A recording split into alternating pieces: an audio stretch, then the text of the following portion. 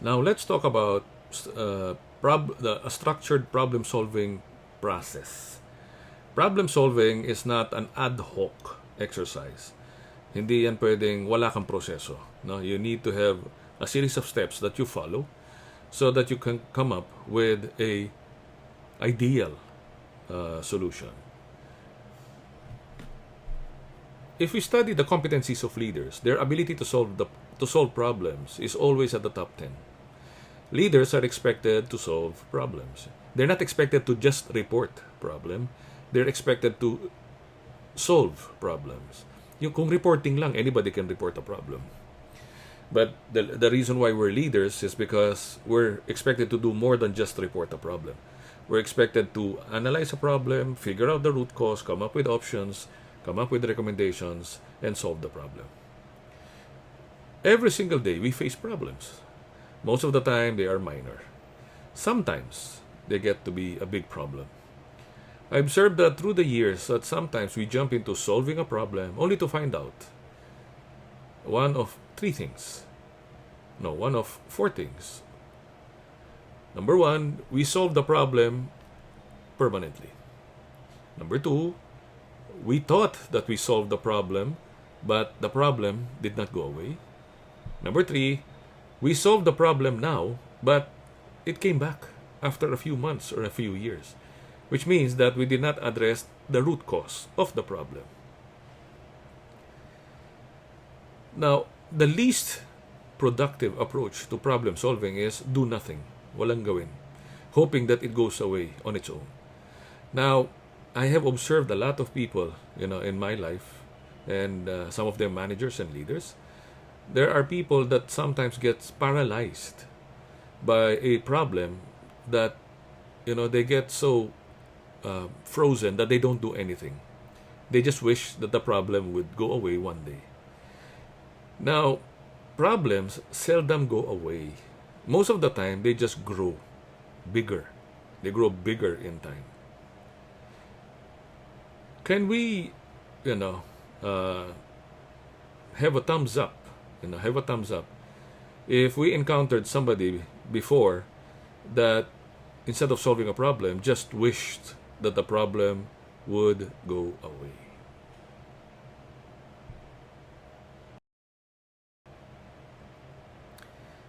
Before we solve a problem, let's define what a problem is.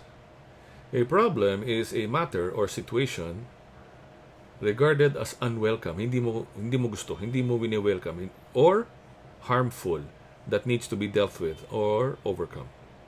Kasi nakakasama siya, no? Now, there is a process to solving a problem.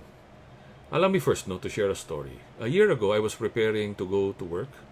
I faced a problem, a slight problem. Before I went down to the car, an old 2008 Hyundai Starex, I would send a text message to my driver before going down. Usually, I message him 5 minutes before going down so that he can go to the car, start the engine, prepare the car, and then go to the basement 3, tawag doon, yung waiting area. I got out of the elevator at basement 3 and I saw the car. Nandun pa rin nakapark. Hindi pa siya lumapit dun sa waiting area. Usually, Iyas, our family driver, would have parked the car near the elevator lobby in basement 3. I walked to the car and I noticed that the engine of the car has not started. I got into the back of the Starex and asked Iyas, anong hinihintay mo, Iyas? Anong hinihintay natin? He said that the car would not start. After a second or two, he tried again. Ayaw pa rin. I asked him to try buksan niya yung headlights, no? Gusto ko kasi malaman kung may kuryente nang gagaling dun sa baterya. Click, and there was no light. I checked the dashboard, and there was no light. Clearly, the battery is dead. Now, at this point, we can assume that the battery is dead as the problem. However, that would not have gotten, hindi natin masosolve yung root cause ng problem if we just assume and stop at that point saying that the battery is dead is the problem. So I asked Iyas, the driver, why the battery was dead, and he said he does not know. I asked him to think back to yesterday. I asked him, ano bang ginawa mo after you dropped me in the main lobby? He said that he drove the car to the basement parking in basement 3, sa designated parking namin, and that's it. I asked him, so ano nangyari kung nagpark ka lang? He said that he got a call from his brother at the time na nagpaparada siya. Sabi ko, what was the call about? Sabi ni Iyas, na pinaalala sa kanya ng kapatid niya, na birthday niya, ng kapatid niya, at late na si Iyas, yung driver. And Iyas was tasked to buy several undocked chickens para dalhin dun sa celebration. Now, Iyas is coming from Ortigas, kung saan kami nakatira. He had to buy chicken and run all the way to Manila kasi doon sila nakatira sa Manila, where the party was being held. So, tinanong ko si Iyas, after taking the call, ano ginawa mo? Sabi niya, dali-dali siyang umalis para bilhin yung manok sa Mandaluyong para dalhin sa Maynila. I asked him if he turned off the headlights. Tumahimik na konti si Iyas, nag-isip. Tinitingnan niya kung maalala niya yung mga pangyayari.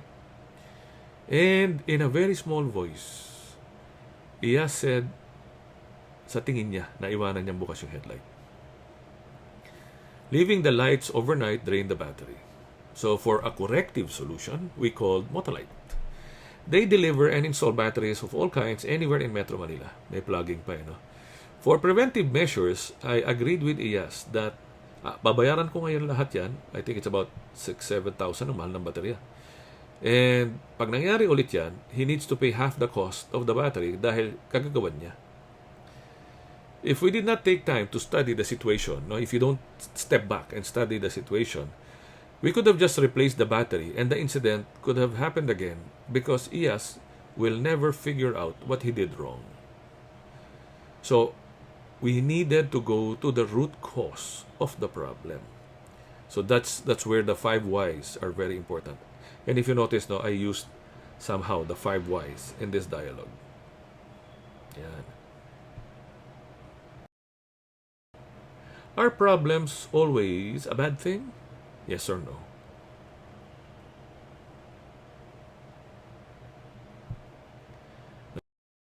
Now, sharing with you, sometimes that problems can be turned into opportunities. I'm sure everybody knows this famous logo. The inventor of Coke was a pharmacist named John Pemberton. Living in Atlanta in the 1880s, Pemberton sold a syrup made of wine and coca extract he called Pemberton's French wine coca, which was touted as a cure for headaches and nervous disorder. In 1985, 5 years later, Atlanta banned the sale of alcohol. So Pemberton created a purely coca-based version of the syrup to be mixed with carbonated water and drank as a soda. The result was a perfect beverage, a brain tonic called Coca-Cola. The inventor faced a problem, but he turned that into an opportunity. There are countless stories of what seems to be a problem but turns out to be a blessing.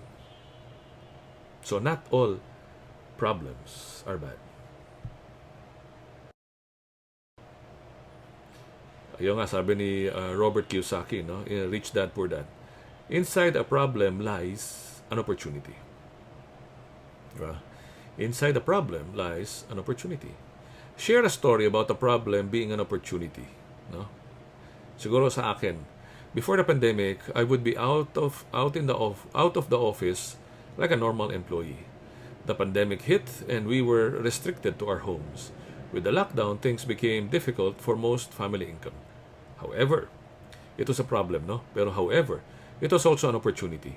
It was an opportunity to bond with my son, who was 12 at the time, that the pandemic hit.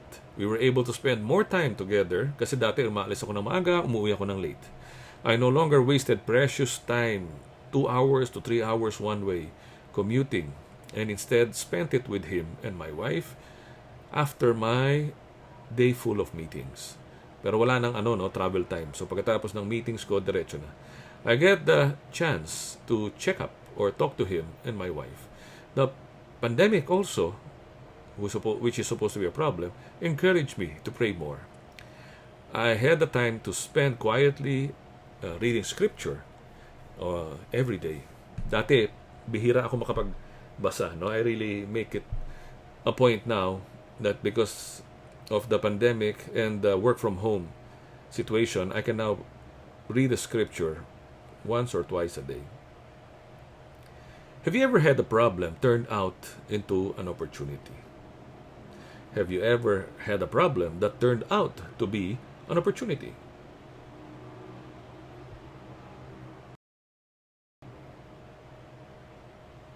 Now, let me ask you before I show you the steps. What is the very first step in solving a problem?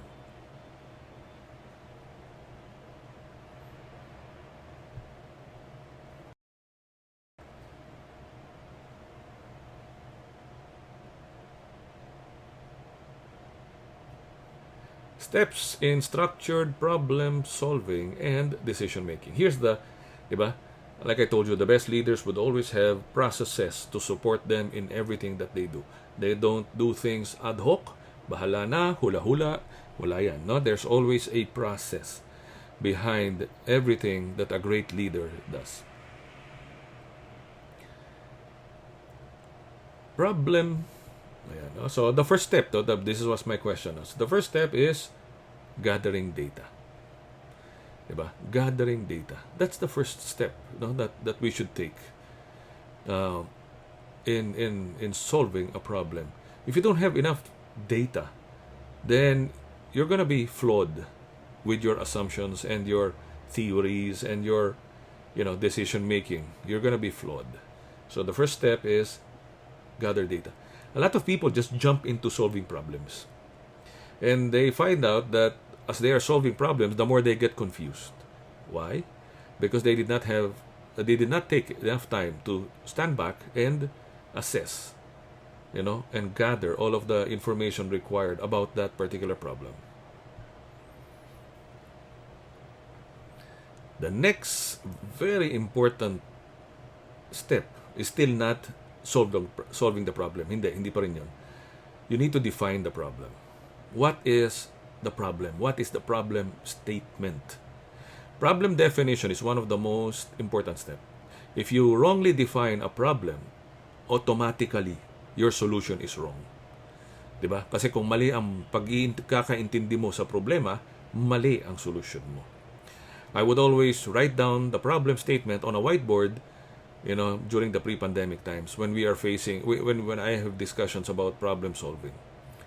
Because everybody has to agree and understand what the problem is all about. It cannot be, akala ko ganito, akala niya ganyan. So that you have to define the problem together. We would try to articulate, and the team articulate, meaning write it down, so that the team involved in the problem solving has a clear goal in mind to solve the problem statement. Now, there are many methods in coming up with solutions. No, you can try the popular brainstorming approach up to yung 6 thinking hats. No, so it depends on what tool. The tool that you use will depend on the situation. Personally, if the problem is mine alone, kunyari ako lang, no, and it doesn't involve anyone, and I need to think through about that, I use mind mapping. And if the problem has to be solved by a collective group, usually brainstorming, is the approach I use. Now, there's 6 thinking hats, there's the fishbone diagram, there's a lot of tools, so I will not go into that in detail. So let's talk about brainstorming. Brainstorming is a controlled divergence and convergence of idea. I'll explain that. During the idea generation phase, the rule of thumb is bawal bumaril ng idea. Because the first step in coming up with solutions is to come up with a lot of solutions. So bawal bumaril ng idea. That's the first step. The team is encouraged to build on each other's ideas. So kung meron kang idea, pwede ko pang pagandahin. No? Okay lang yun. Bawal lang bumaril. That is what we call the convergent stage. Meaning, converge, so marami. You can open up to a lot of solutions. And then after that, you will start, divergence pala yun.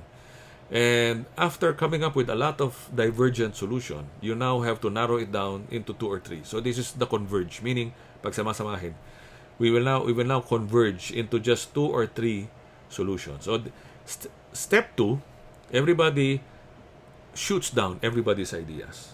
Step 1, bawal eh. Step 2, everybody shoots down everybody's ideas until you come up with 2 or 3. Now, in order to make the selection meaningful and rational, we have to agree on criteria, di ba? On how we will select the right solution. For instance, when you look at the 2 or 3, di ba? Is cost part of the criteria?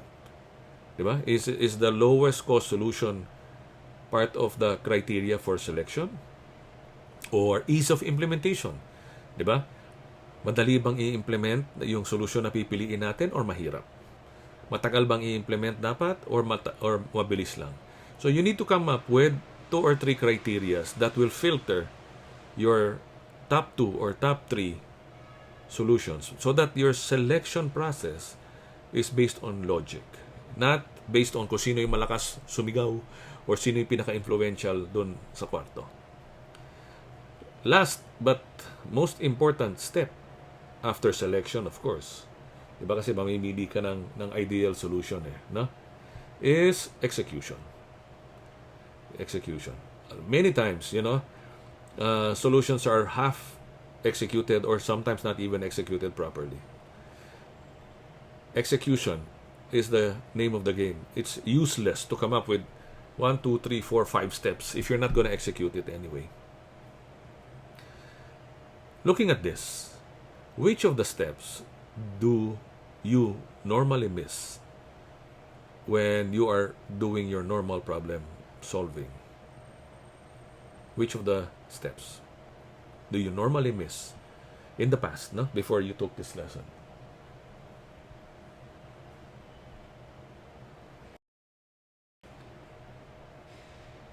At the height of problem-solving engagement, sometimes prevention napapabayaan. Let us remember to put preventive measures in place after we solve a problem, or else the solution is incomplete. So, if you have a problem, you must immediately correct it. Kasi, diba, it's like a fire, you have to put out the fire. After putting out the fire, you need to make sure, diba, that the fire is prevented. If you don't do step 2, then your solution is incomplete. Diba?